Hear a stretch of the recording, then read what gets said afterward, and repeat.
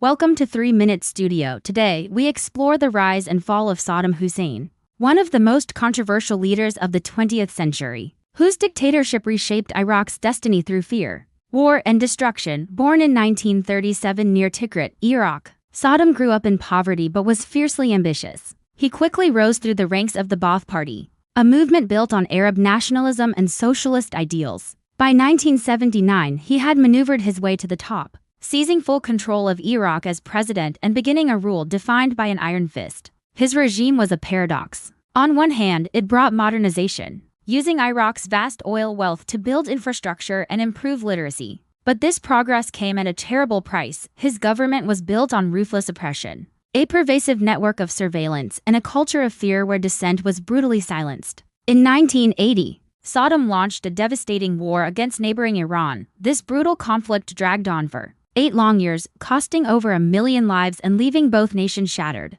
Just 2 years later, in 1990, he invaded Kuwait, a move that triggered the Gulf War and drew widespread global condemnation. The world watched as a coalition of forces pushed his army back. At home, his tyranny continued unabated. His regime brutally crushed any opposition and systematically persecuted ethnic minorities, most notably the Kurds. By the early 2000s, Saddam's persistent defiance of United Nations resolutions and suspicions over alleged weapons programs had isolated Iraq on the international stage, setting the scene for a final, dramatic confrontation. In March 2003, a U.S.-led coalition invaded Iraq, citing concerns that Saddam was hiding weapons of mass destruction. The regime collapsed in weeks. After months on the run, Saddam was captured later that year, found hiding in a small underground bunker. He was put on trial and in 2006 was executed after being found guilty of crimes against humanity. Saddam's fall brought an end to decades of brutal dictatorship, but it also plunged Iraq into a prolonged period of chaos, sectarian violence,